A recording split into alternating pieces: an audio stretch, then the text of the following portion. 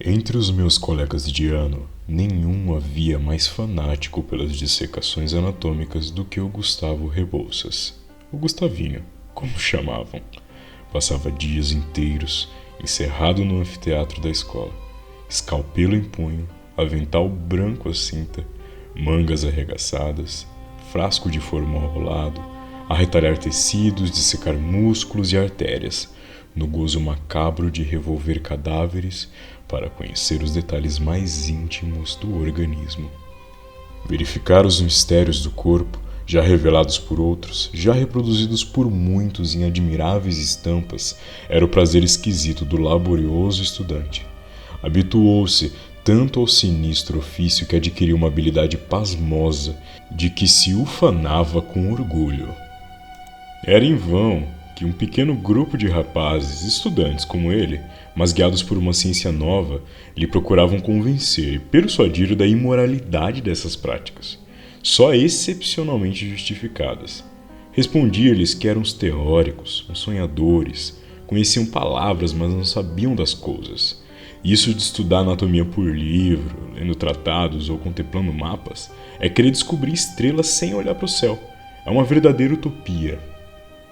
Para afirmar ainda mais o valor da sua opinião, apelava para autores de nomeada acadêmica, advogados intransigentes das dissecações. Atacava os positivistas que queriam, dizia ele com ênfase, reproduzir os tempos de obscurantismo da Idade Média. Queriam fazer com os anatomistas de hoje o que os católicos fizeram com os anatomistas de ontem, principalmente com o imortal fundador da anatomia moderna, o grande André Vesali. E o Gustavinho, nesse tom, ao mesmo tempo ardoroso e dogmático, cercado de colegas que o aplaudiam com fragor, ia levando de vencida os poucos que lhe contrariavam as funestas convicções. O número derrotava o altruísmo e a razão.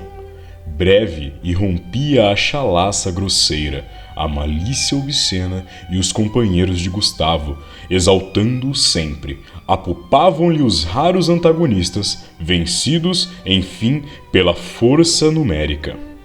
A discussão acabava pela vitória aparente dos gritadores. O Gustavinho sorria, triunfante, e continuava a dissecar, cada vez mais concentrado e mais perito no seu lúgubre mister. Os mestres, os professores da escola, quase todos apologistas de princípios idênticos, pasmados da perícia consumada do aluno em manejar o seu instrumento predileto, não cessavam de proclamar a ciência precoce do rapaz e ver nele uma glória por vir da cirurgia nacional. Ora, o moço estudante, apegara de viver em família com os cadáveres, profanando-os cotidianamente em nome da ciência, possuía, contudo, uma alma sensível às seduções do amor.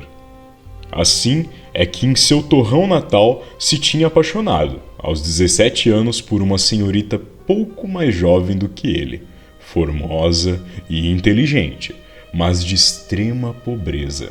Durante 2 anos, cultivara o prazer adorável de uma afeição pura, doce e lealmente correspondida. Num de seus arrebatamentos de namorado, prometera a linda moça recebê-la um dia como esposa, não vendo nela a fortuna e a posição que não tinha, mas somente a beleza do rosto, a graça encantadora das maneiras, a elegância senhoril do porte, o fino ouro das madeixas, a pompa luxuriante de uma formosura helênica e, sobretudo, a ternura do seu bem formado coração, que encerrava um tesouro de inesgotáveis delícias. A formosa Madalena, a Madá, como Gustavo a tratava, sentia-se feliz por esse amor, cheio de esperanças nunca por ela sonhadas. Quando ouvia as palavras ardentes do noivo afagarem-lhe os ouvidos ávidos de guardar as confissões de amor, toda ela tremia de inocente volúpia, o coração pulsava-lhe mais célere, a alma lhe sorria contente. Era preciso apenas esperar, dizia consigo.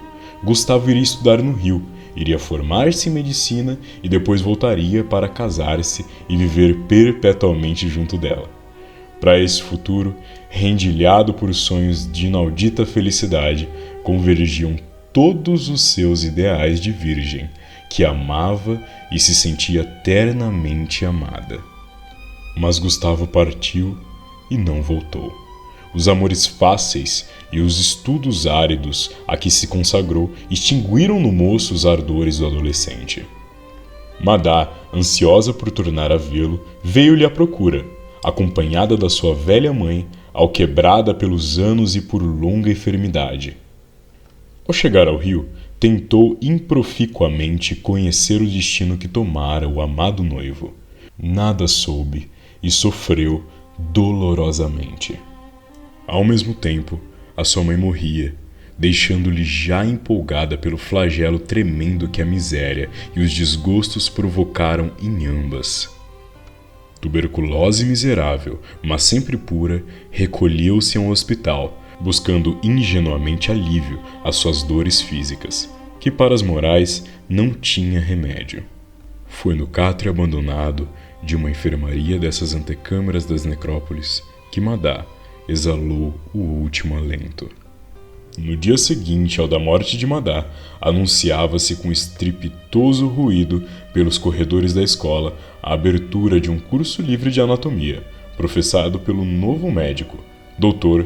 Gustavo Rebouças, o mesmo Gustavinho dos bancos acadêmicos, o aluno mais distinto da academia naquela disciplina, sobretudo notável, célebre mesmo pela sua perícia em dissecar. À hora marcada, penetrou no anfiteatro o esperado docente. Rodearam-no os alunos em número considerável e, atentos, ouviam-lhe a erudita preleção. Cuidando sempre da prática anatômica, Gustavo falava diante de um cadáver ligeiramente velado, que breve se propunha retalhar, para melhor instruir os discípulos sobre cada um dos pontos que minuciosamente explicava. Deixando as divagações teóricas, propôs-se a uma preparação. Descobriu o cadáver.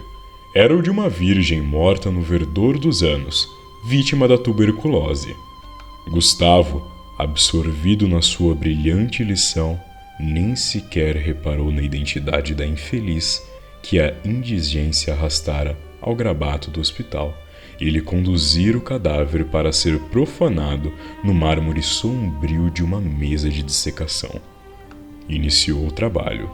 Tomou da pinça e do escalpelo e deu o primeiro golpe.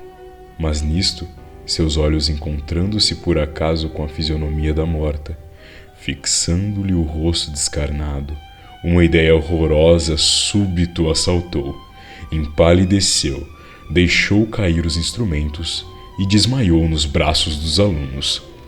Aquele rosto que ali estava, enregelado e desfeito, aquele corpo devastado por uma magreza hedionda, aquelas madeixas douradas que a moléstia e a morte não puderam deslustrar nem corromper, eram de alguém que ele tinha conhecido e amado.